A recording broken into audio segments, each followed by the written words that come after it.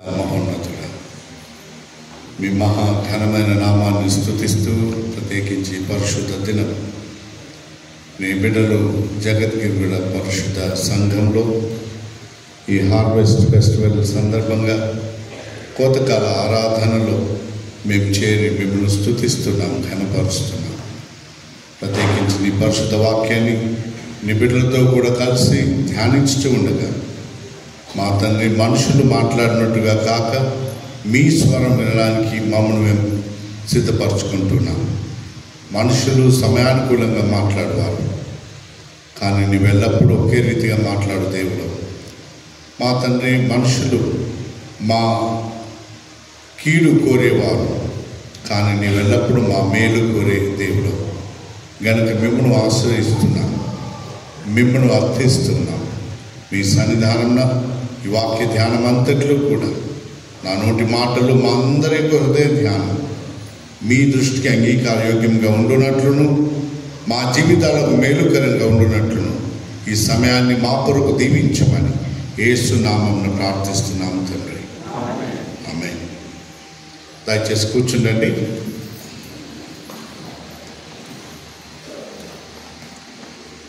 ప్రియమైన దేవుని బిడ్డలారా, ఈ ఉదయకాలం మీతో కూడా ఉండి ఈ ఆరాధనలో పాల్పొందే గొప్ప భాగ్యం దేవుడు నాకు ఇచ్చినందును బట్టి మొట్టమొదట దేవునికి నా నిండు కృతజ్ఞత వందనాలు చెల్లిస్తున్నాను. ప్రాముఖ్యంగా నా హృదయం ఎంతో సంతోషంగా ఉంది. జగద్గిరిగుట్ట సంఘం అంటే పనిష్మెంట్ ఎవరికైతే ఇస్తామో వాళ్ళని నేను పంపుతున్నాను. అంటే మీకు కాదు, మా అయ్యగారికి పనిష్మెంట్ ప్లేస్ ఏది అంటే జగద్గిరిగుట్ట. అట్లా కొన్ని మిగిలిన పేర్లు చెప్పారు, మీ దగ్గరకు వచ్చినాక మీ పేరు చెప్తున్నారు. But now it is not a punishment place, it has become a promotion place.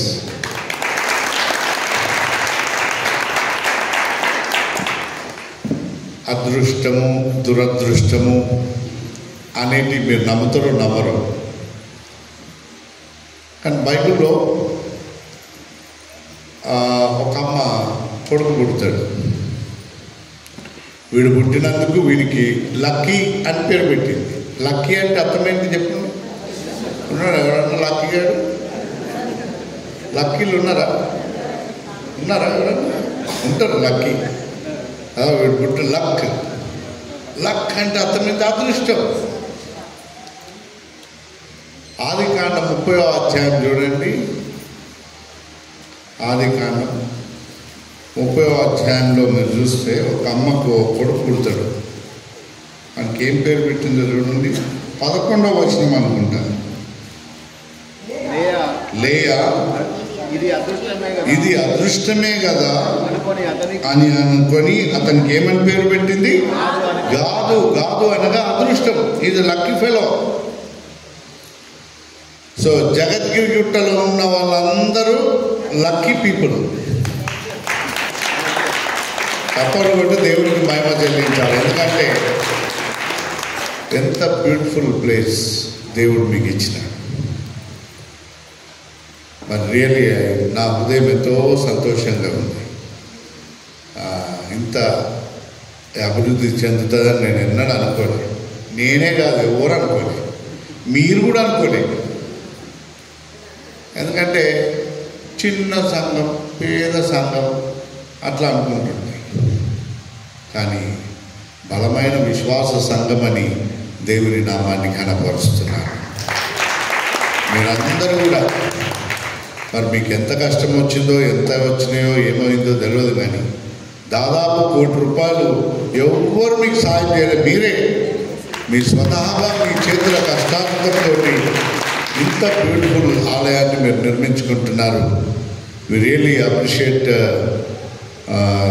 Reverend Ravi అయ్యగారికి నా ప్రత్యేకమైన అభినందనలు, అమ్మగారికి అయ్యగారికి నా ప్రత్యేకమైన కృతజ్ఞతలు నేను తెలియజేస్తున్నాను. మరి మీకు పునాది వేసినటువంటి గురువులందరికీ, ఇక్కడ సేవ చేసిన వారందరికీ కూడా నా అభినందనలు. I really appreciate pastor committee, office bearers, పెద్దలందరికీ, మెంబర్స్ అందరికీ యవన బిడ్డలకు నా ప్రత్యేకమైన వందనాలు. మరి వారు గట్టిగా చెప్పండి కొట్టాలి. దీనికి కష్టపడ్డ వీళ్ళందరినీ దేవుడు దీవించాలి. మీరు నిజంగానే కథ మొత్తం మార్చేసింది కదా. దేవుని మీద ఆధారపడ్డప్పుడు దేవుడు దీవించేది. ప్రత్యేకించి రవి అయ్యగారు నాకన్నా చాలా పెద్దవాడు. అయ్యగారు అమ్మగారు మరి నేను చాలా వారు అన్నప్పుడు నేను at the age of 36 years I was elected as Godavari District Church Council Chairman at the time of Sugandha Tani గారి టైంలో 8 సంవత్సరాలు I was in administration along with Sugandha Tani గారు. దేవుడు గొప్ప భాగ్యం ఇచ్చినాడు. ఆ సమయంలో మాసులమన్ అన్న వారి ప్రియమైన సహోదరుడు మాకు చాలా ప్రియమైన సపోర్టర్ ఫ్రమ్ బెల్లంపల్లి కాంగ్రిగేషన్. మరి వారిని బట్టి రవి అయ్య గారిని మేము ప్రేమించి సేవలో సిఫారసు చేసి మరి వారు కూడా అధ్యక్ష మండలంలో అడుగుపెట్టినప్పటి నుంచి ఏనాడు కూడా ఈ never went against the administration. He was always with the church. రాజకీయాలు అంటే ఇంటిలో తెలియదు, ఎవరు మనలో తెలియదు, ఎవరు మందో తెలియదు, అందరితో మామూలుగా మాట్లాడుకుంటూ పోతూనే ఉంటాడు ఆయన. So we really appreciate your humbleness, simplicity. వారికి నా ప్రత్యేకమైన అభినందన. మరి అదే రీతిగా పెద్దలందరికీ కూడా నాకు చాలామంది పరిచయస్తున్నారు. అన్నలకు, మాలాకి గారికి, మరి చర్చ్ స్టూవర్డ్ అమృతన్నకు అండ్ యంగ్ యూత్ అందరికీ. నేను ఒకసారి చర్చ్కి వచ్చినప్పుడు, పాత చర్చ్ ఉండే, అప్పుడు నేను రాగానే ఒక పిల్లోడు యూత్ మీటింగ్ కండక్ట్ చేస్తున్నారు. 20 మందిని చుట్టూ కూర్చోబెట్టుకొని. ఆ పిల్లోడు చాలా బాగా చెప్తున్నాడు, హార్మోనియం కొట్టుకుంటా అని చెప్పి ఆ పిల్లోడిని సేవకు ఎంకరేజ్ చేసినప్పుడు నేను మున్సిపల్ బోర్డు కన్వీనర్. ఏం పేరు ఆ పిల్లోడు? స్వర్ణ కుమార్. మీరు చెప్పాలనే అన్నా. So I'm very happy. And also Solomon అయ్య గారు అండ్ అఫ్కోర్స్ రూరల్ ప్రాంతం నుండి ఆయన కొంచెం పరిస్థితులు బాగాలేకపోతే అన్న బాబు వాళ్ళు వచ్చినప్పుడు స్ట్రైట్గా రాంకోట్ తీసుకొచ్చినాం. అండ్ ఈ వాజ్ సక్సెస్ఫుల్ పాస్టర్. గుట్ట పేరు నిలబెట్టినటువంటి గురువులు వీళ్ళంతా. సో కొంతమంది అల్లుళ్ళు కూడా ఉన్నారు మీ గుట్టకు కదా, మోతే ప్రసాదయ్య గారు ఇట్లాంటి వాళ్ళు. మరి గుట్టతో లింక్. నేను వెళ్ళిపోతున్నావు భాస్కరయ్య గారు అని సమర్పణమ్మ గారు అంటే జగద్గిరి గుట్ట పోతున్నాను, వాళ్ళందరికీ నాన్న వందనాలు చెప్పు అని అన్నారు. సో సమర్పణమ్మ గారి పక్షాలు కూడా మీకు అందరికీ నా గ్రీటింగ్స్. మరి రవి అయ్య గారి ప్రసంగాలు నేను అప్పుడప్పుడు వింటూ ఉంటాను. I really feel so happy. మరి నేను అనుకుంటే అప్పుడప్పుడు బిల్లిగ్రామ్ ముందు నేను సిల్లిగ్రామ్ లాగా అన్నట్టు చిన్నగా. మరి చాలా మంచి వాక్య సందేశం అందించే గొప్ప తలాంతు దేవుడు వారికి ఇచ్చినాడు. చాలా రోజుల తర్వాత మరి ఒక అవకాశం దేవుడు నాకు ఇచ్చినాడు. దేవునికి నా నిండు కృతజ్ఞతలు. అయ్యగారు కూడా మరి యొక్క పర్యాయం నన్ను ఆహ్వానించినందుకు వారికి నా నిండు వందనాలు. పిల్లలకు కూడా కార్ బృందానికి ఐ రియలీ అప్రిషియేట్ యూ. చక్కని స్వరాలతో, స్వరాలంటుడు ప్రాముఖ్యం కాదు, బట్ ఆ స్వరాలను దేవుని కొరకు వాడడం అనేది చాలా గొప్ప దీవెన. అండ్ వారు వాడుతూ ఉంటే మీరు కూడా లీనమైపోయి వారితో కూడా పాడడం. అందుకే మనందరం పరాక కుర్చీలలో కూర్చున్నాం. మరి దేవుడు ఎక్కడ కూర్చుంటాడు? స్తుతుల సింహాసనము అనేది ఉంటుంది. అందుకే ఈ ప్రైజ్ అండ్ వర్షిప్ అన్నాడు. ప్రైజ్ అండ్ వర్షిప్ స్తుతుల సింహాసనం మీద ఆసీనుడై ఉన్నటువంటి దేవుడు. We are inviting, we are invoking God's presence in to our midst. That is the greatest ఇది. And music plays major role. స్వరము అనేటటువంటిది మరి చాలా గొప్ప దీవెన. అయ్యగారు కూడా మంచి పాటలు పాడుతూ ఉంటాడు, మిమ్మల్ని ప్రేరేపిస్తాడు.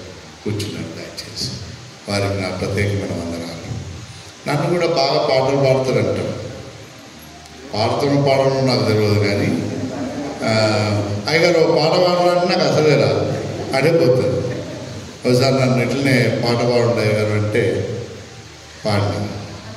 వన్స్ మోర్ అన్నాను. వన్స్ మోర్ అంటే అర్థం ఏంటి అంటే ఇష్టపడరు కదా, మళ్ళీ వన్స్ మోర్ అన్నారు. పాడిన మళ్ళోసారి వన్స్ మోర్ అన్నారు. అంత ఇష్టపడ్డారు. మళ్ళీ వన్స్ మోర్ అంటున్నాను. నేను అనుమానం వచ్చాడు, ఏమయ్యా మా వన్స్ మోర్ అంటారు, ఇంత ఇష్టం వచ్చిందని. లేదా కరెక్ట్ వాళ్ళ దగ్గర నేను వాడిపిస్తామన్నాను. నేను ఈ మధ్య అమెరికా పోయినప్పుడు ఆడ బర్త్డే ప్రేయర్ మీటింగ్కి రమ్మన్నాను. ఈ మధ్య నేను ఒక పాట పాడినా, ఏది మాండితాజీ పాట ఏంటది, ఆ పాట పాడుతాను. షాయి గారు మీ పాట ఎంత బాగుంటుంది. ఆ బర్త్డే కేక్ కట్ చేసే పిల్లోని కేక్ ముందు నిలబెట్టి, అయ్యగారు మీరు పాట పాడరంటే ఆ పాడతాను. ఏదో పాడదాం అనుకున్నా. అది కాదు అయ్యగారు, అప్పగింపబడిన రాత్రే పాడాలన్నారు. నేనన్నా బర్త్డే కేక్ కట్ చేసుకుంటే అది ఎందుకయ్యా, తప్పదు నాకి మరణమా నేను, అది ఉంటుందయ్యా, వద్దు అది బాగున్నది. ఏం కదయ్యా అదే వాడంటున్నాడు. So sometimes we feel admire for the music and singing. It inspires our hearts. Connectivity with God అనేది పాటల ద్వారా మనకు కలుగుతుంది. కన్నీరొలకనే లా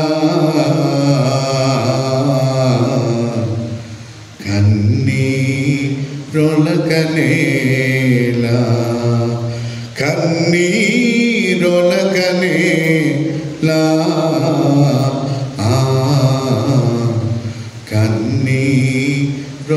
కన్నీరొలకనేలా ఆట పాటలాడు వయస్సు అలసి సొలసి ఉన్నావు.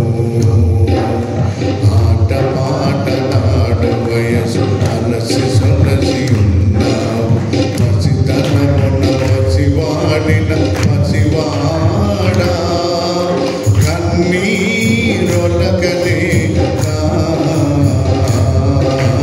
కన్నీరొలకనేలా కన్నీరొలకనేలా కన్నీరొలకనేలా ఎంగిలి విస్తల్ల పైన ఎగబ్రాకెదబోయి నీవు. ఎంగిలి విస్తల్ల పైన ఎగబ్రాకెదబోయి నీవు. మసిలోన బ్రతుకుచున్న బ్రతుకులందు పసిడి కాంతులెన్నడోయి. పసిడి కాంతులెన్నడోయి. పసిడి కాంతులెన్నడోయి. పసిడి కాంతులెన్నడోయి. పసిడి కాంతులెన్నడోయి. ఎంగిలి విస్తల్ల పైన ఎగబ్రాకెదబోయి నీవు. ఎంగిలి విస్తారు పడేస్తారు కదా, అక్కడ చూడండి అప్పుడప్పుడు పిచ్చగండ్లాడు తింటా ఉంటారు. ఎగబ్రాకెదబోయి నీవు మసిలోన మ్రగ్గుచున్న బ్రతుకులందు. నల్లగా మురికిగా స్నానం చేస్తే సబ్బే ఉండదు పెట్టుకోవడానికి కదా. సబ్బు అరిగిపోయేదాకా పెట్టుకుంటారు, పేస్ట్ అయిపోయేదాకా ఒత్తుకొని పెట్టుకుంటారు, షాంపూ అయిపోయేదాకా ఒత్తుకొని. పేదరికం, పావర్టీ, పేద ప్రజలు, అనగారిన వారు, దరిద్రత వెంటాడుతుంది. హార్వెస్ట్ ఫెస్టివల్ అందరూ సంతోషంగా ఉండండి అంటే వాని పేదరికంతో మెట్లెక్కుంటూ రావాలంటే ఎంత కష్టం. పసిడి కాంతులెన్నడోయి.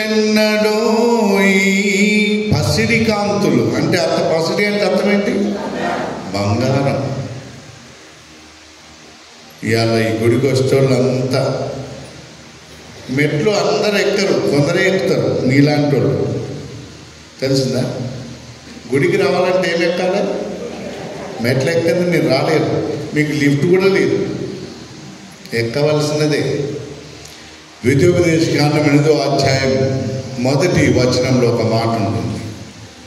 ద్వితీయోపదేశ కాండం 8వ అధ్యాయం మొదటి వచనం, మీరు బ్రతకవలెను. రెండవ పాయింట్ ఏమన్నాడు? అభివృద్ధి నొందాలి, డెవలప్మెంట్. మొదటి దీవెన ఏంటంటే బ్రతకాలి, యూ హ్యావ్ టు లివ్. రెండవ దీవెన ఏంటంటే అభివృద్ధి నొందాలి, పసిడి కాంతి కదా. ఒకప్పుడు ప్రజగా ఉండక ఇప్పుడు ఎవరి ప్రజలైతే? దేవుని ప్రజ. క్రిస్టియన్ క్యారెక్టర్ ఏంటంటే డెవలప్మెంట్. సాధారణంగా మా అయ్యగారిని క్రిటిసైజ్ చేస్తూ ఉంటారు. ఏం చేస్తుండ్రు అయ్యగారు మీరు? సేవ. మంచిగా ఏసీ కార్లలో తిరుగుతున్నారు,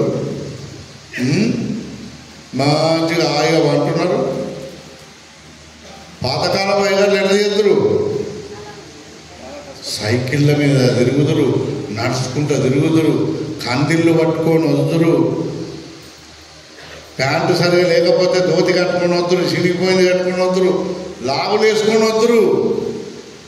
మీకేంది అయ్యారు? హాయిగా బరాక మంచిగా ఎయిర్ కండిషన్ కార్లో నడుచుకుంటా మంచిగా హాయిగా ఉంటున్నారు మీరు అని మమ్మల్ని తిడతారు. ఊరికి అట్లా తిడితే నేనేమన్నా అన్న, మీరు అందరూ గుడిసెలు వేసుకొని ఉండండి, నేను సైకిల్ మీద వస్తా అని చెప్పి. మీరు అందరు ఏం చేయాలా? మీరు బాగా గమనించండి. ఊర్లల్లో పాతకాలం, మన తాతల కాలం సంగతి చెప్తున్నా. మన తాతలు అప్పుడు అయ్యగారిల్లే బంగ్లా, అందరూ పార్సనేజ్ ఇది బంగ్లా ఫర్ అవర్ కాంగ్రిగేషన్. రే బంగ్లా కాడి వారా అందరూ తాతలు పొలంలలో పనిచేసి రెస్ట్ తీసుకోవాలి, తెరిసేపు కూర్చోవాలి, అరుగు ఉండాలంటే సిమెంట్తో కట్టింది పంతులు ఇల్లే. పంతులు ఇంటికి పోతే కానీ జర మంచిగా ఉండదు. ఊర్లో ఉత్తరం చదివేటోడు కూడా పంతులే, మన అయ్యగారే చదవాలి. ఉత్తరం ఎవరికి వచ్చినా ఉత్తరం చదువుతుంది అయ్యగారే. గంట పంతులు was a big bungalow in those days. ఇప్పుడు పోయి చూడుకోండి ఊర్లల్లో పంతులు ఇల్లు కూలిపోతూ ఉంటుంది, అందరి బంగ్లాల మీద బంగ్లాలు. ఎందుకు చెప్తున్నా అంటే పట్టణాల బంగ్లాలు. అభివృద్ధి అనేది దేవుడిచ్చే దీవెన. మీరందరూ బంగ్లాల్లో ఉంటున్నారు, మేమంతా ఎట్లా వస్తున్నాం? కార్లలో వస్తున్నాం కదా. మీరందరూ హెలికాప్టర్లో ఓనర్లు అయినప్పుడు మేము కిరాయి కింద ఫ్లైట్లలో తిరుగుతాం.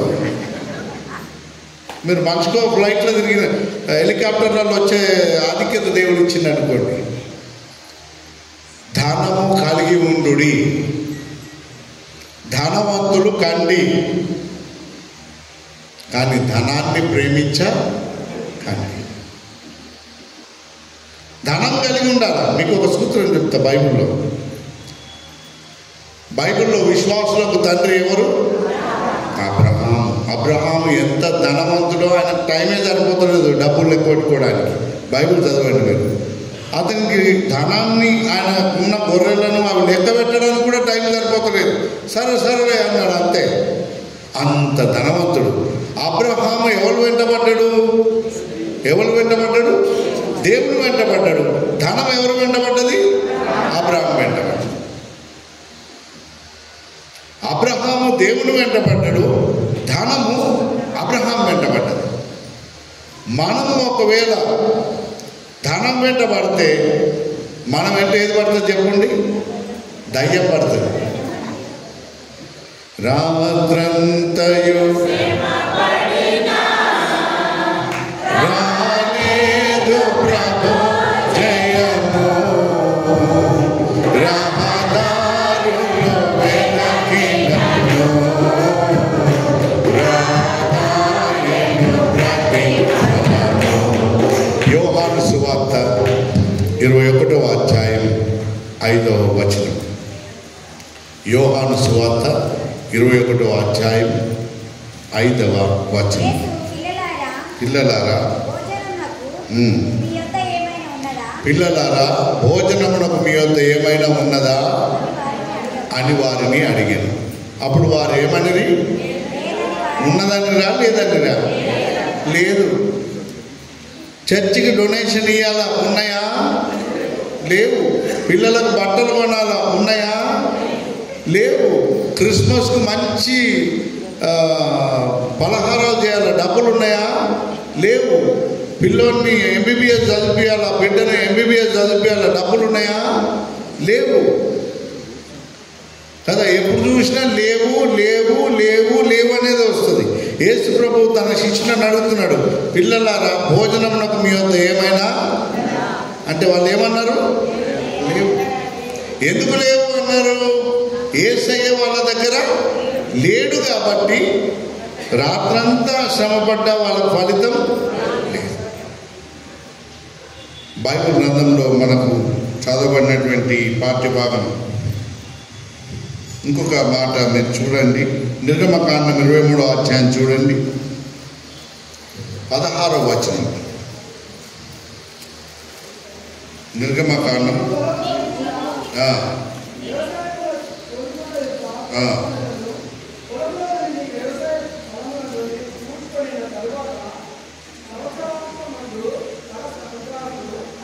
పద్నాలుగో వచనం చదువునా? సంవత్సరంకు 3 మార్లు పండగ చేయవలను, 3 సార్లు ఖచ్చితంగా రావాలను అని అంటాడు. 3 పండుగలు చెప్తాను నేను, చూడండి. మొట్టమొదటి 15వ వచనం చదువు. మొదటిది పులియని రొట్టెల పండుగ, రెండవది కోతకాల పండుగ, మూడవది సంవత్సరాంతమున ఫల సంగ్రహ పండుగ. 3 ఫెస్టివల్స్. నంబర్ 1 పులియని రొట్టెల పండుగ ఇశ్రాయేల్ ప్రజలు చేస్తారు. ఎందుకు చేస్తారంటే వారు ఇశ్రాయేల్ బానిసత్వం నుండి విడిపించిన దానికి జ్ఞాపకం చేసుకుంటూ పులియని రొట్టెల పండుగ చేస్తారు. మరి ఇప్పుడు మనం ఎందుకు చేయాలా? పులియని రొట్టెల పండుగ, పస్కా పండుగ చెప్పిండు కదా అయ్యగారు. ఎందుకు చేస్తాం? క్రిస్టియన్ పర్స్పెక్టివ్లో పాప బంధకములో నుండి ప్రభు మనలను విడిపించిండు. ఐగుప్తు బానిసత్వంలో నుండి దేవుడు ఎట్లయితే విడిపించినాడో పాప బంధకములో నుండి ప్రభు మనల్ని విడిపించినాడు కనుక పస్కా ఆచరిస్తున్నాం. పస్కా బలి పశువు వధించబడుతుంది. హోలీ కమ్యూనియన్ సర్వీస్ అదే. పస్కా బలి పశువు ఎవరు? మనం. ప్రభు యేసుక్రీస్తు ప్రభువే తన్ను తాను బలి అర్పణగా అర్పించుకున్నాడు. రెండవది కోతకాల పండుగ. ఎందుకు కోతకాల పండుగ చేయాలా? 3 విషయాలు జ్ఞాపకం చేసుకోవాలా.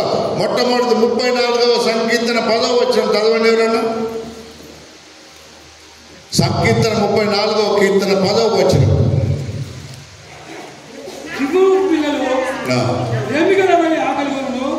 సింహపు పిల్లలు లేమి గలవై ఆకలిములను, దేవుని ఆశ్రయించిన వారికి ఏ మేలు బోధవై ఉండదు.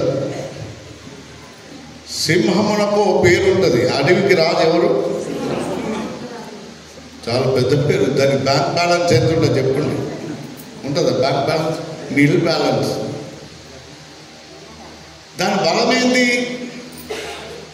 నన్ను పుట్టించిన దేవుడు నాకు ఆహారం ఇవ్వక. మొట్టమొదటి దీవెన ఏంటంటే ఆయన పోషించే దేవుడు. హార్వెస్ట్ చేయడానికి గల కారణం ఏంటంటే నంబర్ 1 ఆయన పోషించే దేవుడు. 365 రోజులు ఆయన భోజనం పెట్టి మనల్ని పోషిస్తూ ఉన్నాడు గనుక నీవు 365 రోజులు నువ్వు తిన్నటువంటి తిండిని జ్ఞాపకం చేసుకొని ఆ పోషించినటువంటి పోషకుని నీకు వందనాలు చెల్లించే గొప్ప బాధ్యత దేవుడు మనకి ఇచ్చినాడు. రెండవ పండుగ కోతకాల పండుగ. మూడవ పండుగ ఏంటది? ఫల సంగ్రహ పండుగ. అంటే సంవత్సరాంతం నేను థ్యాంక్స్ గివింగ్ సర్వీస్. దేవా ఈ సంవత్సరం అంతా నీవు నన్ను కాపాడు. మన ఇండియాలో అంత చేయరు కానీ అమెరికాలో అయితే థ్యాంక్స్ గివింగ్ సర్వీస్ చాలా పెద్దగా చేస్తారు. Year ending festival. దేవానికి కృతజ్ఞత వందనాలు. థ్యాంక్స్ గివింగ్ అంగీకరించబడే కానుక. నేను మిజోరం వెళ్ళినాను ఒక 7-8 సంవత్సరాల క్రితం. మిజోరం వెళ్ళినప్పుడు ఐజ్వాల్ అనే పట్టణం. అక్కడ అందరు క్రిస్టియన్సే. All are Christians. 2-3 డినామినేషన్స్ మేజర్గా ఉన్నాయి. ప్రెస్బిటేరియన్ చర్చ్ చాలా పెద్ద చర్చ్. అందరు క్రిస్టియన్. ఆడ బార్ రెస్టారెంట్లు అవి లేవు. ఏదో చిన్న చిన్న హోటల్ ఉంటే అదంతా ఏదో చిన్న టిఫిన్స్ దొరుకుతాయి. కానీ ఈ ఏమంటారు, ఈ బార్లు లేవు. ఈ తాగే అలవాటు ఉన్న వాళ్ళకు అక్కడ నడవదు. అయితే గవర్నమెంట్ ఇన్కమ్ రావాలని ఏం చేసిందంటే వాళ్ళు ఈ వైన్స్ అమ్మడం డబ్బు కొరకు, ఎందుకంటే ధనం సంపాదించడానికి అది గవర్నమెంట్ నడవాలి, ఇన్కమ్ రావాలని పెట్టినారు. అయితే అక్కడ సిస్టమ్ ఏంటంటే ఎవరికైనా ఆ వైన్ బాటిల్ తీసుకోవాలి ఆ షాప్ పోయి అంటే వాళ్ళ ఆధార్ కార్డు ఇవ్వాలి. అక్కడ ఆధార్ కార్డు తీసుకొని ఎవరెవరు ఈ దినమంతా వైన్ బాటిల్స్ తీసుకున్నారో రాత్రి దాకా లిస్ట్, ఎవరెవరు తీసుకున్నారో ఆ షాప్ ఓనర్ లిస్టు తయారు చేసి తెల్లారి వాళ్ళ చర్చి పాస్టర్లు పంపిస్తారు. వీళ్ళు వైన్ బాటిల్స్ తీసుకున్నారని పాస్టర్కు పోతుంది ఆ లిస్టు. ఆ పాస్టర్ ఏం చేస్తాడంటే వాళ్ళ దశమ భాగాలు అంగీకరించాడు. అక్కడ ఉన్నటువంటి గొప్పతనం ఏంటంటే ప్రతి కుటుంబం, ప్రతి వ్యక్తి దశమ భాగం ఇవ్వడం అనేది వాళ్ళ ఆనవాయితీ, అలవాటు. అయితే ఈ చెడు పని చేసినందుని బట్టి వాళ్ళ దశమ భాగము దే రిజెక్టెడ్. చాలా అవమానం. వాళ్ళకి మళ్ళీ కౌన్సిలింగ్ ఇచ్చి వాళ్ళు క్షమాపణ ప్రార్థన చేసి వాళ్ళు మళ్ళీ పశ్చాత్తాప హృదయంతో మళ్ళీ ఆ పాస్టర్ గారికి ఉత్తరం రాస్తే అప్పుడు వాటిని మళ్ళీ స్వీకరిస్తారు. అంత కఠినం. ఎందుకు ఈ మాటలు చెప్తున్నానంటే అంగీకరించబడే కానుక, తిరస్కరించబడే కానుక. కయ్యను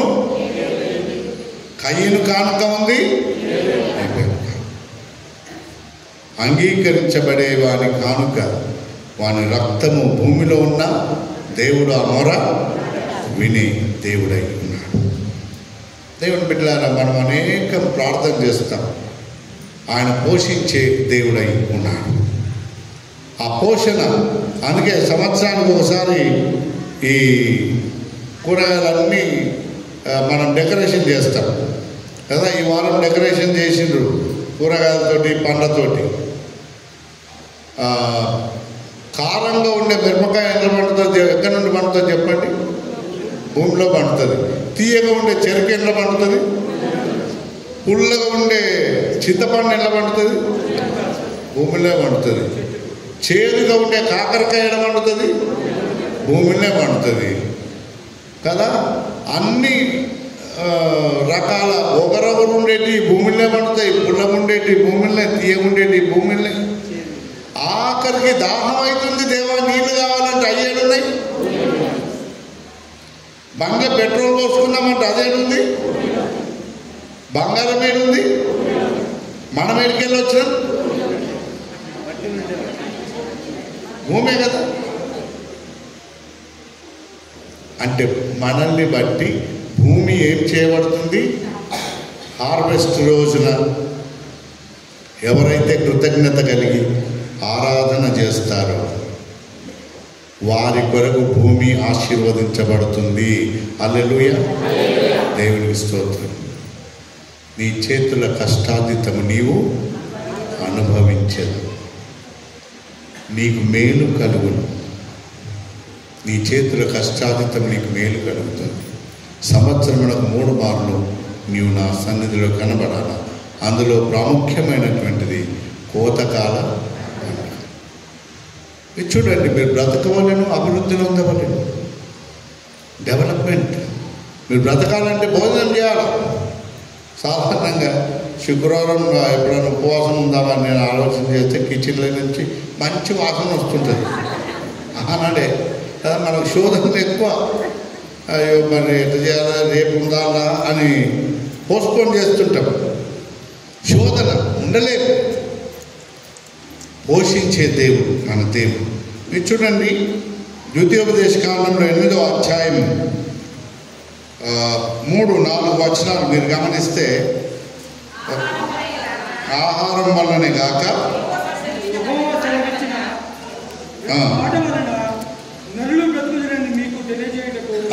ఆయన నిన్ను అనేచి నీకు ఆకలి చేసి నీవే గాని నీ పితరులే గాని ఎన్నడరు గాని మన్నాతో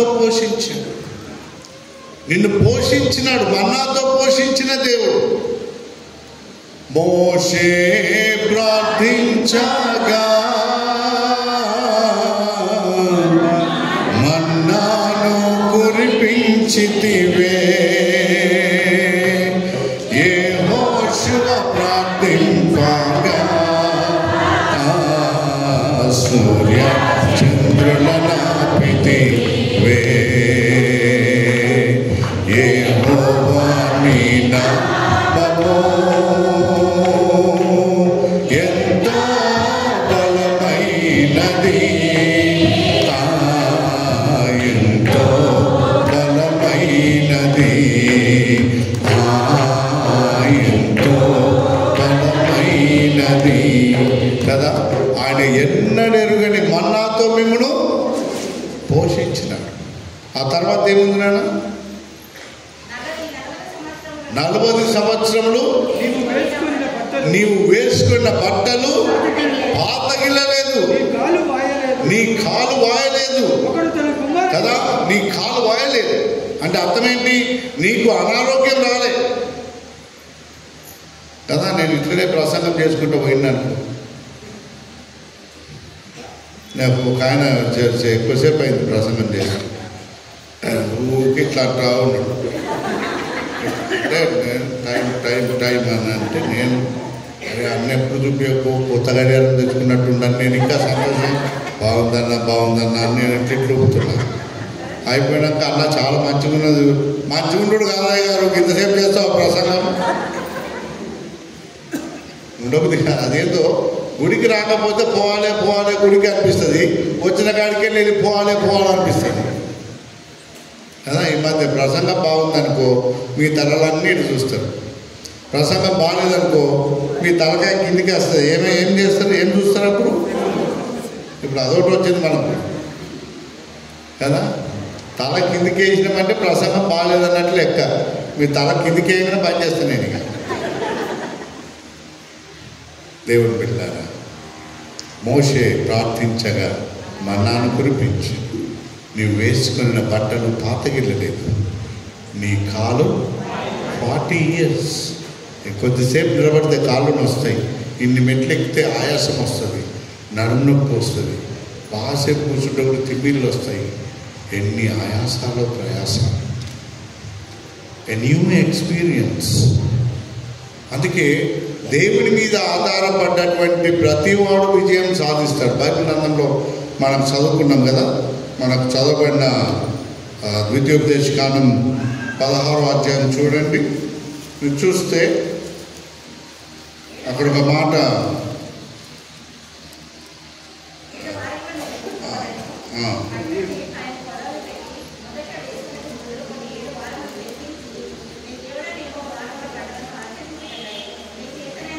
పదవ వచనం చదవమా, 15వ అధ్యాయం 10వ వచనం. నీ దేవుడైన యెహోవాకు వారలకు పండుగ ఆచరించుటకై ద్వితీయోపదేశకాండం 15వ అధ్యాయం. వాడికి ఇచ్చినందున మనసులో విచారణ, ఇందువలన నీ దేవుడైన యెహోవా నీ కార్యములన్నింటిలోనూ, నీవు చేయు ప్రయత్నములన్నింటిలోనూ నువ్వు ఆశీర్వదించు. నీవు చేయు ప్రయత్నములన్నింటిలో ఒక అమ్మ ఉండే. ఆ అమ్మ ఏదేమన్నా కానీ ఆమె బైబిల్ కూడా చదవరాదు, ఏం చేయరాదు. గుడికి అందరికైనా ముందుగా వస్తే కూర్చుంటుంది, అందరు పోయినాక అమ్మ పోతుంది.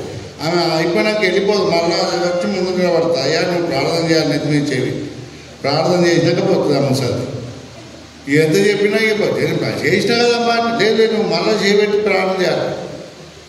బలమైన విషయం అంటే చిన్నప్పటి నుంచి అదే గుడికి వస్తుంది. ఆమెకు బైబిల్ అర్థమవుతుందో కాదో తెలియదు, కానీ వస్తుంది. గుడిలో కూర్చోవాలి, దేవుని దీవెన పొందాలి అని. సరే అని చెప్పి ఇక ఆమె అయిపోయింది. ఇక ఒక రోజు ఆమె మనమని తీసుకొని వచ్చింది నా దగ్గరికి. మనమని తీసుకొని వచ్చి, అయ్యా ప్రార్థన చేయాలంటే ఈయనకి చేయాలన్న ప్రార్థన అంటే నీకు చేయాలంటే కాదయ్యా పెన్నుకు చేయాలన్నది. దేనికి చేయాలి? పెన్నుకు చేయాలి. పెన్నుకు చేయాలమ్మా అంటే, అయ్యా ఇక రేపటి నుంచి 10వ తరగతి పరీక్షలు రాసి ఏడాదంతా స్కూల్కి పోలేదు. జర నువ్వు ప్రార్థన చేస్తే ఇటు పాస్ అవుతాడు. బడికి పోతే పోకుంటే పాస్ అవుతాడా? చదవకపోతే పాస్ అవుతాడా? ఇంటికి సరిగ్గా చదివేస్తానే ఇటు పాస్ కావాలి, ఎట్లా నువ్వు ప్రార్థన చేయాలంటది. సరే అమ్మా ఆన్యత మీద చేయండి, పెన్నికే చేయాలంటుంది ఆమె. దీంతోనే రాస్తాడు వాడు. దేవా ఏం చేయాలి ఇప్పుడు? పెన్నుకు ప్రార్థన చేసి ఇస్తే ఇప్పుడు వాడు పాస్ అయింది పాస్ కాలేదనుకో ఏమంటుంది? మీ అయ్యారు ప్రార్థన వేస్ట్. సరే ఇక ఆమె విశ్వాసం గొప్ప. నేనంటే మరి వాడు బడికే పోకపోయి వాడు ఎట్లా పాస్ అవుతున్నాడు? నువ్వు చెయ్యా, నువ్వు చేస్తే అవుతుంది అంతే. సరే అని ప్రార్థన చేసిన వాడు పోయిన. నాకు తెలుసు వాడు ఎట్లన్నా ఫెయిల్ అవుతుందని తెలుసు. కానీ ఆ ముసలామె నమ్మకం ఎందుకు చెప్తున్నా అంటే, ముసలామె నమ్మకం ప్రార్థన చేసి ఇచ్చిన పోయి ఆ పరీక్షలు రాసి మళ్ళా ఆదివారం కృతజ్ఞత కానుక తీసుకొని వచ్చింది. ఏమైందమ్మంటే పాస్ అయ్యింది. అదృష్టమో అనాలనో దురదృష్టమో అనాలనో ఏంటంటే కోవిడ్ వచ్చింది. ఫీజు కట్టిన వాళ్ళందరూ కేసీఆర్ ఏం చేసిండు? ఇక రాయలేదు పరీక్ష, పాస్ మేము వచ్చేసిందండి. అందుకే ఏదైనా కథ మొత్తం ఆడికి ఎంసెట్ రాసి ఎంసెట్ పోతున్నాయా అంటున్నాడు వాడు. ఎందుకు చెప్తున్నా అంటే కొన్నిసార్లు దేవుడు అసాధ్యమైనవి సుసాధ్యం చేస్తాడు. ఆ ముసలామకి ఏం తెలియదు, ఆమెకు ఒక్కటే నమ్మకం, గుళ్ళ ప్రార్థన చేస్తే అవుతుంది నాకు. So today you have that praise, faith in your heart. Hallelujah. దేవుని సన్నిధికి మీరందరూ పరిగెత్తుకుంటూ వచ్చింది. కష్టమైన, దూరమైన, భారమైన, దుఃఖమున్నా, వేదనున్నా, మీకు డబ్బులున్నా లేకున్నా మీరు సిద్ధపడి గుడికి వచ్చారు. ఇది దేవుడిచ్చింది. Life is a gift of God. జీవితం అనేది దేవుడిచ్చే బహుమానం. Don't forget that. ఈ బ్రతుకు దేవుడిచ్చేది. నేను రామకోట దాకా మళ్ళీ పోతా అనే గ్యారంటీ కూడా నాకు లేదు. కేవలం దేవుని కృప. దేవుడు ఆయుషిస్తే ఉంటా, లేకపోతే లేదు. అందుకే సాధారణంగా నేను సంవత్సరానికి ఒకసారి డైరీలు మా ప్యాస్టర్ ఆఫీస్ బేరర్స్కి, మా అయ్యగారులకు నేను ఇచ్చేది నాకు అలవాటు. నా అలవాటు ఏంటంటే డైరీ వాళ్ళు 200 రూపాయలు 100 రూపాయలు పెట్టి డైరీ కొనుక్కో చేతనైతే లేదని కాదు. అందులో ఎన్ని రోజులు ఉంటాయి? 365 రోజులు. దేవా సంవత్సరం ఒక దయా కిరీటంగా వీరికి నీవు ధరింపజేయి. క్యాలెండర్ ఇచ్చినప్పుడు ఆ డేట్ కొట్టివేయబడకూడదు ఈయన జీవితంలో. That is my intention. బట్టలు ప్రజెంట్ చేస్తారు కదా, ఆమె బట్టలు కొనుక్కో చేతగాక కాదు బట్టలు ప్రజెంట్ చేసేది. చీకిపోయేదాకా ఆయుష్ నిమ్ము దేవా అనేది మన ఇండియన్ ట్రెడిషన్లో బట్టల ప్రజెంటేషన్కి ఉన్నటువంటి భావన. కనుక దేవుడు మనకిచ్చినటువంటి జీవితం, it is a God's given gift. Life is a God given gift. Don't forget that. జీవితం అనేది దేవుడిచ్చే బహుమానం. ఆ జీవితాన్ని దేవుని కొరకు వాడండి. Spend time in the presence of God. Don't be away from God. దేవునికి దూరంగా మీరు వెళ్ళకండి. అట్లాంటి వాళ్ళు మస్తు మంది ఉంటారు కదా. అట్లాంటి వాళ్ళు, దాని బైబిల్లో ఒక మాట ఉంటుంది, 2 మాటలు. గుడికి వచ్చిన వాళ్ళకు ఒక మాట ఉంటుంది, అతడు చేయనదంతయు సఫలత. గుడికి రాకుండా తిరిగేటోళ్ళు ఉంటారు, వాళ్ళకో పదం ఉంటుంది బైబిల్లో, గాలి చెదరగొట్టు కొట్టు. వాడు ఎట్లంటాడు, చెత్త వాడు ఆమె ఎట్లా చెత్త, ఆమె రాదు కనబడదు. ఒక్కోసారి నా దగ్గరికి వస్తారు, అయ్యగారు ఉన్నాడు ఆయన అని అన్నీ అడుగుతాడు.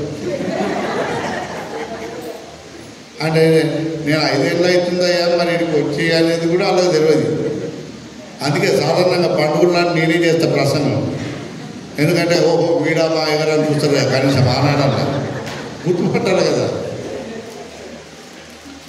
Don't be away from God, because నీ దేవుడు నిన్ను పోషిస్తున్న దేవుడు.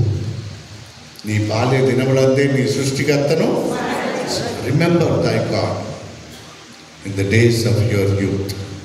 Don't forget and count your blessings and name them one by one. It is marvelous in your eyes.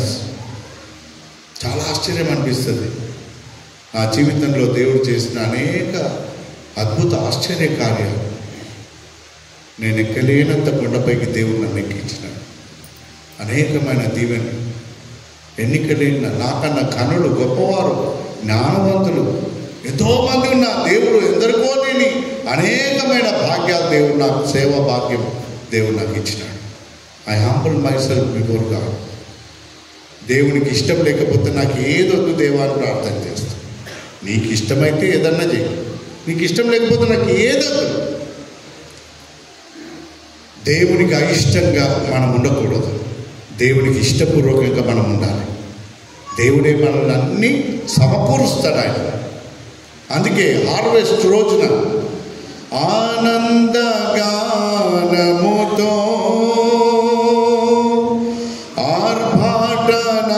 ఆర్భాటనాదముతో ఆరాధించెదను నిన్ను నా యేసయ్యా ఆత్మతో సత్యముతో ఆరాధించెదను నిన్ను నా యేసయ్యా ఆత్మతో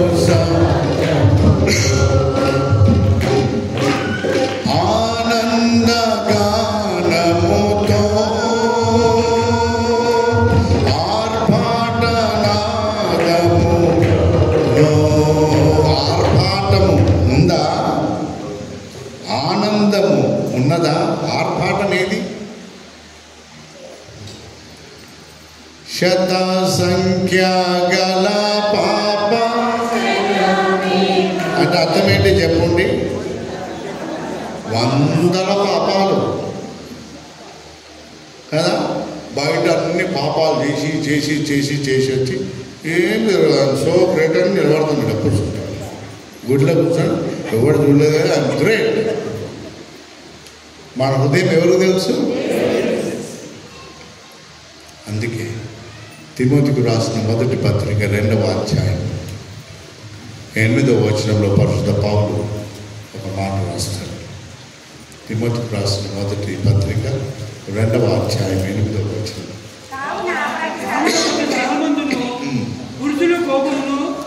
సంశయములు లేక ఏం చేతులెత్తి లేపండి చేతులు మీ పైకి. ఈ చేతులు ఏముండాలి? పవిత్రమైన చేతులెత్తి ప్రార్థన చేయండి. నాయందు మీరును మీ యందు నా మాటలు అంటాడు ప్రభు. మీ యందు నేను కాదు, జాగ్రత్త సుమి. నాయందు మీరును మీ యందు నా మాటలు. మాటలు ఎక్కడున్నాయి చెప్పండి? ఈ మాటలు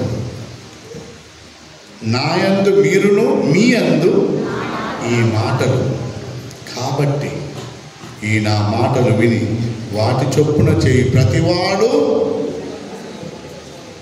బండ మీద తన ఇల్లు కట్టుకొనిన బుద్ధిమంతుని. ఆనందగానం అప్పుడు వస్తుంది.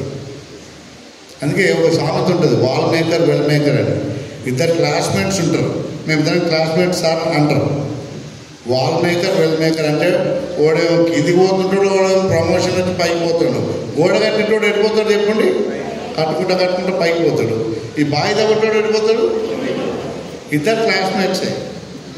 ఇద్దరు కష్టపడుతుంటాడు. ఒకడు గాలి కొరకు ప్రయాసపడ్డాడు, ఒకడు దేవుడి మీద ఆధారపడి పైకి వస్తాడు.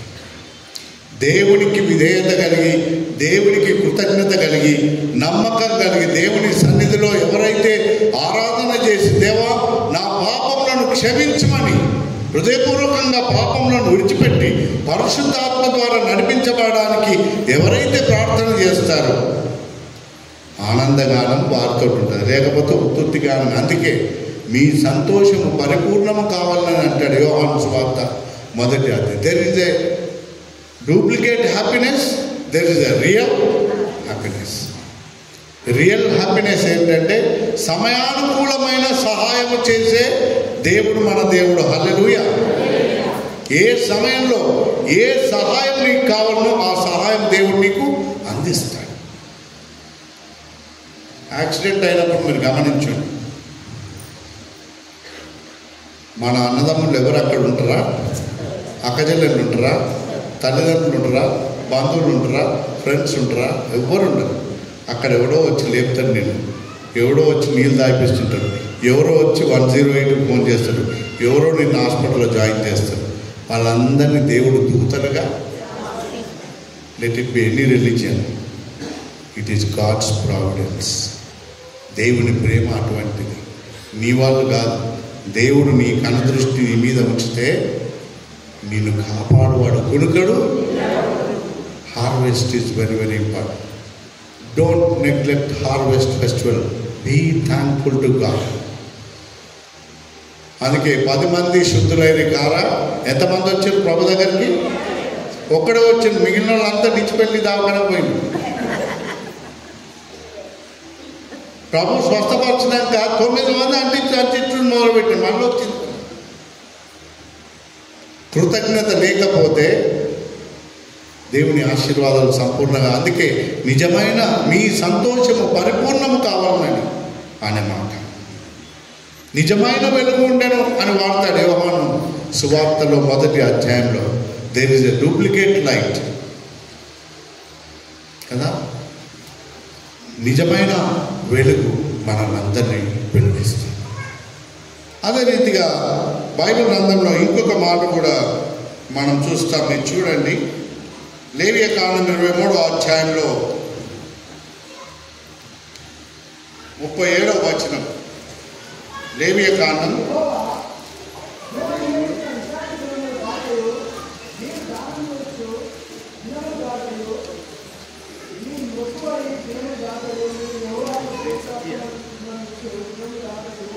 ఒక్క నిమిషం నాయన. 38వ వచనంలో మీరు చూస్తే అక్కడ 37వ వచనంలో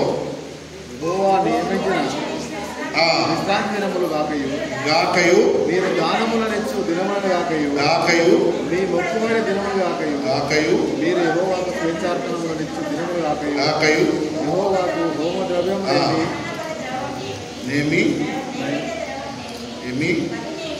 బలినేమి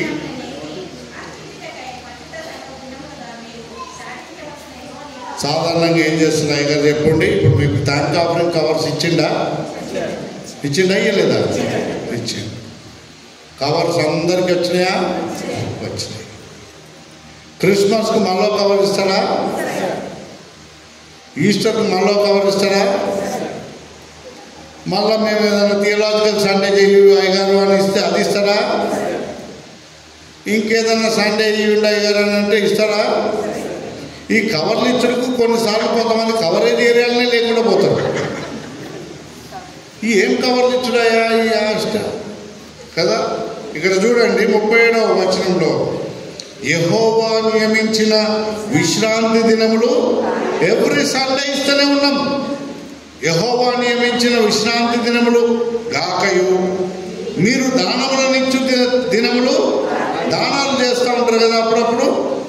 ఈ మినిస్ట్రీకి కొన్ని, ఆ మినిస్ట్రీకి కొన్ని, పూర్ ఫండ్ కొన్ని కదా. దానములనిచ్చు దినములు గాకయు మీ మొక్కుబడి దినములు గాకయు. మొక్కుబడి దినములు అంటే వెడ్డింగ్ యానివర్సరీ, బర్త్డేస్ కదా, మెమోరియల్ సర్వీసులు, మా నాయన చనిపోయిన దినం, మా తాత చనిపోయిన దినం, మొక్కుబడి దినములు గాకయు మీరు యెహోవాకు స్వేచ్ఛార్పణలు ఇచ్చు దినం కదా, ఫ్రీ విల్ ఆఫెంట్రీ ఇచ్చు దినములు గాకయు హోమ ద్రవ్యం నేమి, దహన బలి ద్రవ్యం నేమి, నైవేద్యం నేమి, పానీయార్పణం నేమి అర్పించుటకై పరిశుద్ధ సంఘపు దినములుగా మీరు చాటింపవలసిన నియామక కాలములు ఇవియే. అయితే ఈ వచనం అందరం చదవాలి. 38వ వచనం గట్టిగా. ఏ అర్పణ దినమున తీసుకొని రవయ్య గారు చెప్తుండా భాస్కరయ్య గారు చెప్తుండా? దేవుడు చెప్తుండ. ఏనాడు ఇచ్చిన కవర్ ఆనాడు తీసుకొని. అయితే అయ్యగారు మనకు చదివించిన పాఠ్యభాగంలో ఇంకొక మాట చూపిస్తాను, చూడండి. విద్యోపదేశకాండం 16వ అధ్యాయం 10వ వచనం.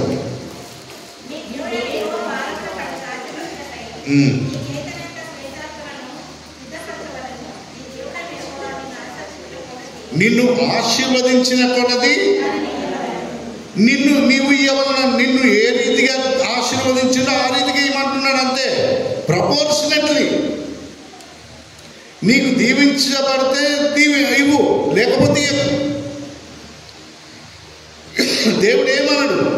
దేవాలయ లేవు నేను ఇస్తాను. దేవుడు నీకు ఇచ్చినట్లయితే నీవు ఏమంటున్నాడు? ప్రపోర్షనట్లీ ఇవ్వలేము కదా. 17వ వచనం చదవండి. వారు వట్టి చేతులతో యెహోవా సన్నిధి కనపడక. అందరం చదవాలి ఈ వాక్యం. వారు వట్టి చేతులతో దేవుని సన్నిధిలో మనము ఈ దేవుడైన యెహోవా ఆత్మనైనా రక్షింపక యేసువా వట్టి చేతులతో నిన్ను దర్శించుట తగునా. వట్టి చేతులతో నీవు దేవుని సన్నిధిలో కనబడకూడదు. నీకు దేవుడు ఏమి ఇవ్వకపోతే వట్టి చేతులతో రా. దేవుడి ప్రాణం ఇచ్చాడు నీకు. Don't be afraid. గివ్ ప్రపోర్షనట్లీ. నీ చేతనైన కొద్దే ఇవ్వు కదా. దేవుడు, నేను ఎప్పుడు ఒక మాట చెప్తున్నాను, నా ఆఫీసర్స్ అంటే అయ్యారు, నువ్వు సంధి అని ఎవరు చెప్తారు, జర ఎక్కువ వస్తాయి జర సంధి అని నేను చెప్తాను. నేను చెప్పా, కానీ ఒకటే చెప్తాను ఆ సంఘానికి. ఏమని చెప్తా అంటే, దేవునికి నీవు ఇవ్వకపోతే దేవునికి ఇచ్చేవాళ్ళు కోట్ల మంది ఉన్నారు, కానీ దేవుడు నీకు ఇవ్వకపోతే అన్ని మార్గాలు nobody will help you. And his hands are helping hands. ఆయన సహాయం చేసే చేతులు, ప్రేమించే చేతులు. జర్మనీ దేశస్తులు, అమెరికా దేశస్తులు, ఇండియా దేశస్తులు సంత ఎట్లా ఇస్తారో మాట్లాడుకుంటున్నారట. అందువల్ల అమెరికా వాళ్ళని అడిగినారు, మీరు పెద్ద దేశం కదా ఎట్లా చేస్తారా మీరంటే, వాళ్ళు అన్నారట, అయ్యా జీతం వచ్చింది చేతిలో పట్టుకుంటాం, గుండ్రం గీస్తాం, పైకి ఎగిరేస్తాం, గుండ్రంలో పడ్డాయన్నీ మేము తీసుకుంటాం, బయట పడ్డాయన్నీ దేవునికి ఇస్తాం. సరే, జర్మన్ వాళ్ళని అడిగినట్ట. అప్పుడు వాళ్ళు అన్నారట, బయట పడ్డాయన్ని మేము తీసుకుంటాం, గుండ్రంలో పడ్డాయన్ని దేవునికి ఇస్తాం. ఇండియా వాళ్ళని అడిగినట్ట, మీరు ఎట్లా చేస్తారంటే, మేము గుండ్రం మేము గీయం, పైకి ఎగిరేస్తాం, మీదికి పోయేటి అన్ని దేవుడికి పోతాయి, కింద పడ్డాయన్ని. అప్పుడప్పుడు మనకు కూడా దేవుడికి ఇవ్వాలనగానే ఆలోచనలు పడతాం కదా. చర్చికి వచ్చేటప్పుడు ఏమడుగుతాం? చేంజ్ ఉందా? చర్చికి వాళ్ళంటే ఏం కావాలి మనకు? చేంజ్ ఉందా? షాప్కి పోయేటప్పుడు అడుగుతారా చేంజ్? యు సీ, చర్చికి పోయేటప్పుడు చేంజ్ ఉందా అంటారు. Don't change your cash. If you don't change your cash, God will change your life. Hallelujah. దేవుడు నీ జీవితాన్నే మార్చేస్తాడు. ఏమైనా దేవుడు నీ జీవితాన్ని మార్చేస్తాడు. ఆయన చిల్లర దేవుడు కాదు, మన దేవుడు శ్రేష్టమైన. అందుకే పాస్నెట్ ద్వారా caption, my best for my God. నా శ్రేష్టమైనది నా ప్రభు కొరకు నేను కానుకలు ఇస్తానని ఆయన వాగ్దానం చేసుకుంటాను. దేవుడి పిల్లల వట్టి చేతులతో ఆయన సన్నిధిలో కనబడకూడదు అని దేవుని యొక్క వాక్యంలో మన జ్ఞాపకం చేయబడుతుంది. అంత మాత్రమే కాకుండా దావీదు మహారాజు రాస్తారు కదా మనందరికి ఇష్టమైన వాక్యం, నా ప్రాణమా ఆయన చేసిన ఉపకారములలో దేనిని మరొకండి.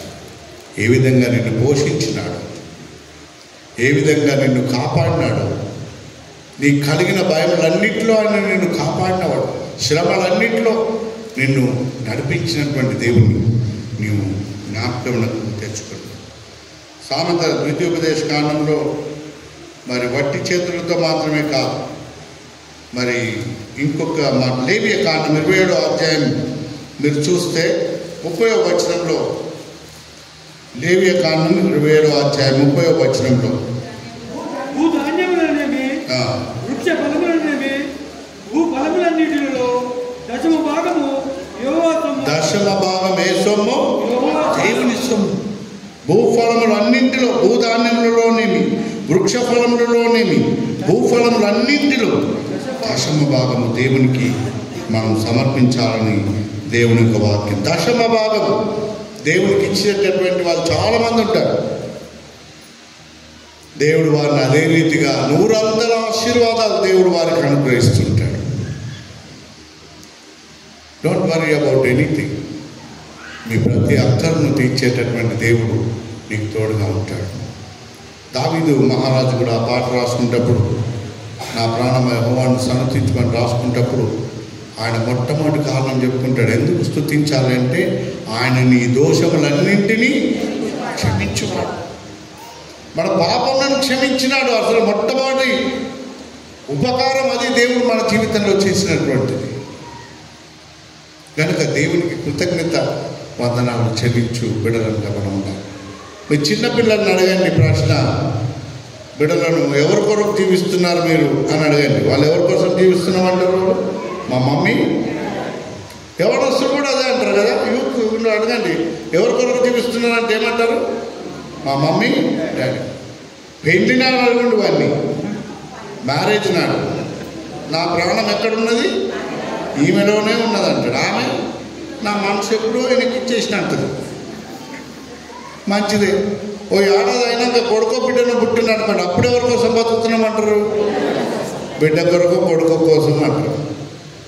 వాళ్ళు పెద్దగైనాక వాళ్ళ పిల్లలు అయిందనుకోండి, నా కొడుకు వేస్ట్ నా బిడ్డ వేస్ట్ చూస్తారు అనుకున్నా కానీ సరే చూస్తలేరు. నా మన్మరాన్ని పెళ్లి చూడాలి, నా మన్మన్ పెళ్ళి అయినాక ఇంక నేను చచ్చిపోతాను. లైఫ్లో these are all part of our life. అంటే నేను ఎందుకు చెప్తున్నానంటే ఎవరిని ఎప్పుడు ఎంతగా ప్రేమిస్తామో మనది మనకే తెలియదు. అందరు మనతోటే ఉన్నారనుకుంటాం, అప్పుడప్పుడు ఎవరు ఉండరు మనకు.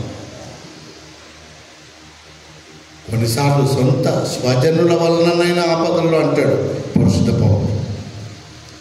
బాధలు, కష్టాలు, ఇబ్బందులు కలిగిన మన దేవుడు మన వెంట ఉండి నడిపించి, అందుకే దావీదు పశువులను కాచుకునే నన్ను పరిశుద్ధ జనానికి రాజుగా అభిషేకించినాడు. హల్లెలూయా. పనికి వాళ్ళ జనానికి రాజుగా ఉన్నాడు కాదు. కొంతమంది లీడర్షిప్ చేస్తారు, 10 మంది 20 మందిని ఎంటేసుకొని తిరిగా ఆమె లీడర్ అని అంటారు. కాదు. దావీదును ఏ జనానికి చేసినాడు దేవుడు? పరిశుద్ధ జనాన్ని లీడ్ చేయమన్నాడు. 10 మందిని వెనకేసుకొని తిరుగుతాం మా సొంటోడు కాదు. Lead the Holi people. దావీదుకు దేవుడు ఇచ్చిన వరం అది. అందుకే ఆయన ఈ లోకమంతా మనుషులను నమ్మటం కంటే, రాజులను నమ్మటం కంటే, అందుకే దేవుని ఆశ్రయించాడు. నా ప్రాణమా యెహోవాను live for God and God will provide everything to you. అన్ని అక్కర్లు ఆయన మీకు సమకూర్చే దేవుడై ఉన్నాడు. బైబిల్ గ్రంథంలో అందుకే మలాఖీ గ్రంథంలో కూడా కొంచెం కోపం చేస్తాడు. 3వ అధ్యాయం మీరు చూడండి, 8వ వచనం నుండి 10 వచనాల వరకు చూస్తే అక్కడ కొంత కఠినమైన మాటలు వాడతాడు మలాఖీ. అయితే మీరు నా యొద్ద దొంగిలించున్నారు.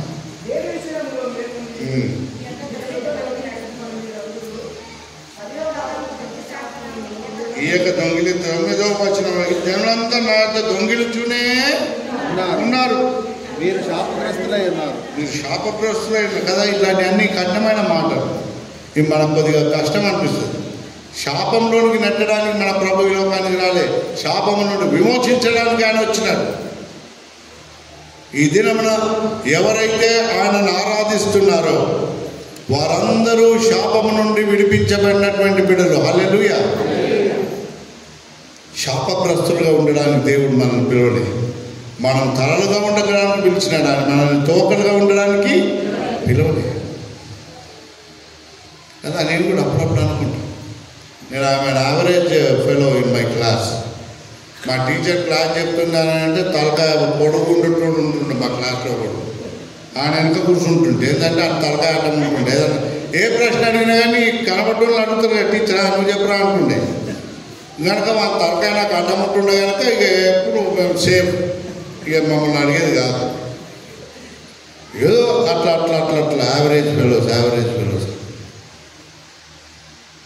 యావరేజ్ ఫెలోస్కి అసలు జీవితం ఉంటుందా? అప్పుడు ఎన్ని చెప్పినా మేము మనసు పడవు. కానీ దేవుడు పట్టుకున్నాడు అనుకోండి, ఎంత తల దాచుకున్నా ఏం చేస్తాడు? యోన ఎక్కడికి పోయినాడు? ఓడ దిగువ భాగంలో. ఆయన ఏం చేసినాడు? ఉన్నత భాగాన్ని జగద్గిరి గుట్ట కింద ఉంచుదాం అనుకున్నాడు అందరూ. కానీ ఏం చేసింది దేవుడు? మిమ్మల్ని ఆయన పైకెత్తు. దేవుడు పెట్టారు. అందుకే ఈ 10వ భాగం ఇచ్చేది అనేటటువంటిది it's an encouragement for us. 10వ భాగం, 10వ భాగం ప్రతిష్టార్పణం. దానికి చాలా కఠినమైన మీరు దొంగిలుచునే ఉన్నారంటాడు కదా, దొంగిలుచునే ఉన్నారు.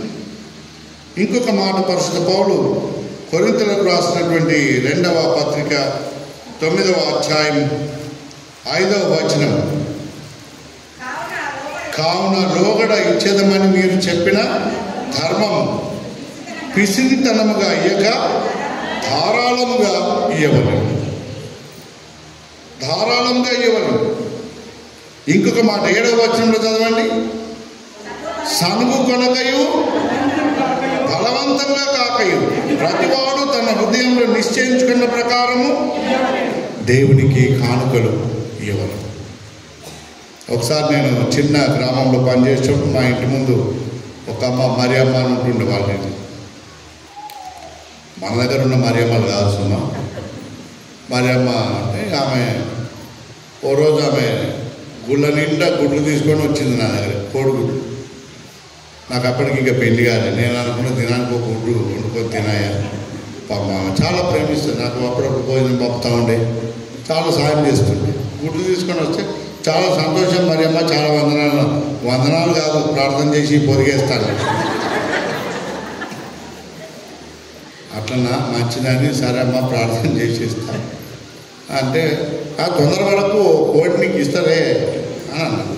సరే మరి అమ్మ ఇక మంచిగా పిల్లలైనా అన్నీ మంచిగా కోళ్ళన్నీ పెరుగుతూ ఉన్నాయి. అయ్యా నీ కోడి కూడా ఇల్లు తొందర పడకంటే మంచిదని ఒకటి ఒకటి ఒకటి ఒకటి తగ్గిపోతుంటే ఆఖరికి ఒకటే మిగిలింది. నేనంటే మరి అమ్మ నాకు కోడి ఇస్తాను అంటే అయ్యా నీకు ఇస్తాను కుక్కెత్తకపోయిందంట. సరేలే మరి అమ్మ నీకు అప్పుడు నాకు పెళ్ళి కూడా కానీ నాకు పోయేరాదు, అయ్యికలు మిగరాదు, ఎందుకు లేని ఆ రాత్రి అయిపోయినాక తెల్లవారినాక ఏడ్చుకుంటూ వస్తుంది. మరి ఏమైంది మరి అమ్మ అంటే ఆ ఉన్నొక్క కోడినన్నా నీకు ఇష్టం అయిపోతుండే, రాత్రి పిల్లి పడకపోయింది గుళ్ళలేపి. పర్వాలేదు అమ్మ మంచిగా ఇస్తాం.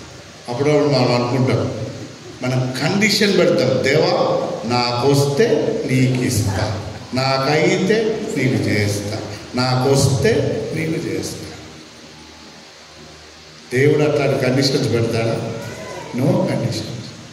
ఆయన మంచివారి మీదను చెడ్డవారి మీద ఆయన వర్షము కురిపిస్తూనే ఉంది. We get and we forget. God gives and also forgives. ఆయన ఇస్తుంటాడు, క్షమిస్తూనే ఉంటాడు.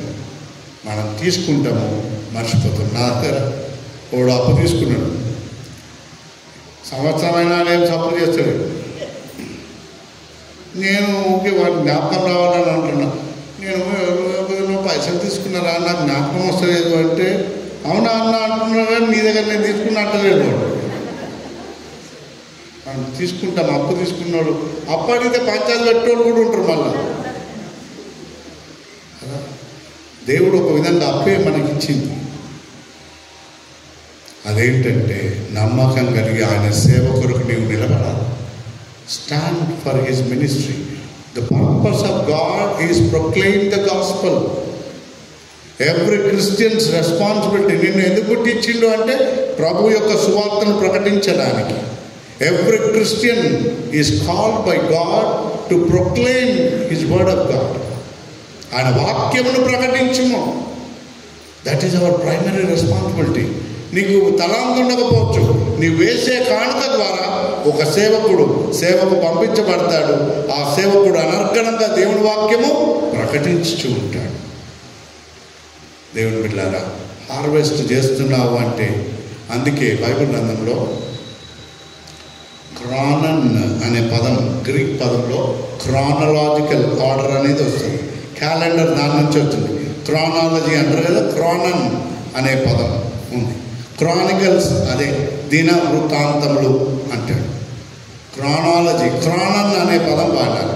ఇంకొక పదం ఏం వాడాలంటే కైరాస్ అనే పదం. ఇంకా మీకు అర్థం కావాలంటే క్రానస్ అనే పదం వాడబడింది గ్రీక్లో. అంటే అర్థం ఏంటంటే కోతకాలము అని అర్థం. కోతకాలం అంటే అర్థం ఏంటి చెప్పండి? ప్రభు ముందు నీవు నిలబడే దినం వస్తుంది. That is your harvest. నీవు దేవుని ముందు నిలబడితే ఏమేమి మంచి కార్యాలు నీవు చేసినావు, ఏమేమి చెడ్డ కార్యాలు చేసినావు, that is the real harvest for you. అప్పుడు నీ ద్వారా ఏమేమి మంచి కార్యాలు అయినాయి, దట్ ఈజ్ క్రానస్. కోతకాలం అది అప్పుడు వస్తుంది. ఫలింపని ప్రతి తీగె నరికి పారవేయబడుతుంది. నీవు ఫలభరితంగా ఉండాలంటే తీగె ఎన్నుండాలా? You must be attached to your church. Don't be away from your church. Church నుండి దూరంగా ఉండకండి. Church is the presence of God. దేవుని సన్నిధి నుండి మనం దూరంగా వెళ్ళిపోకూడదు. చివరిగా ఒక మాట చెప్పి నేను ముగిస్తాను. ఫిలిప్పీ పత్రికలో 4వ అధ్యాయం 19వ వచనం మీరు గమనిస్తే, కాగా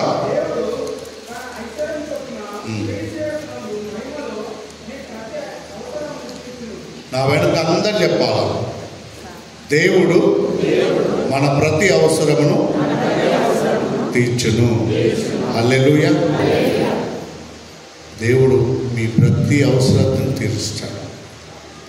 ప్రత్యేకించి చర్చ్ నిర్మాణంలో అనేక అవసరతలు మీకున్నాయి. వ్యక్తిగతంగా అనేక అవసరతలు ఉన్నాయి. మీ పిల్లల భవిష్యత్తు కొరకు మీ కలలు కంటూ ఉన్నారు. మీ కుటుంబాల్లో దేవుని దీవెనలు కోరి ఆర్థిస్తూ దేవుని వైపు చూస్తూ ఉన్నారు. ఇవన్నీ అనుగ్రహించే దేవుడు సమర్థుడు.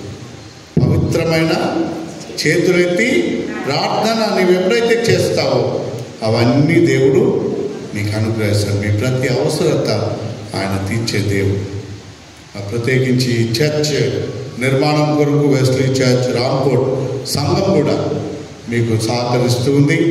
మరి మీకు వీలైతే నెక్స్ట్ సండే రండి, లేదా second Sunday off December second Sunday వచ్చినా యూఆర్ మోస్ట్ వెల్కమ్. ఆ రోజు రవి గారు 6 గంటల ఆరాధనలో అండ్ 9:30 ఆరాధనలో వెస్లీ రామ్కోట్ సంఘంలో, వీలైతే ఇంగ్లీష్ ఆరాధన కూడా మీరు పాల్గొంది నువ్వు ప్రసంగం చేస్తే you can speak in English service also. 3 సర్వీసెస్లో యూఆర్ మోస్ట్ వెల్కమ్. మీరు వచ్చి ఆ రోజు మరి డొనేషన్స్ దీని కొరకు మీరు రావాల్సిన తెలియజేస్తున్నాను. దేవుడు మిమ్మల్ని ఈ సంఘాన్ని దీవించాలని. నేను ఈరోజు కడుపు నిండా ఆహారం తిన్నట్టు అయింది. నాకు మిమ్మల్ని చూడంగానే ఇంత సంఘం ఇంత చక్కగా క్రమబద్ధంగా మీరు ఉండడం, ఆశీర్వదించబడడం, ఇంత చక్కని బ్యూటిఫుల్ చర్చ్ నేను చూడగలగడం నా జీవితంలో దేవుడిచ్చిన గొప్ప భాగ్యం.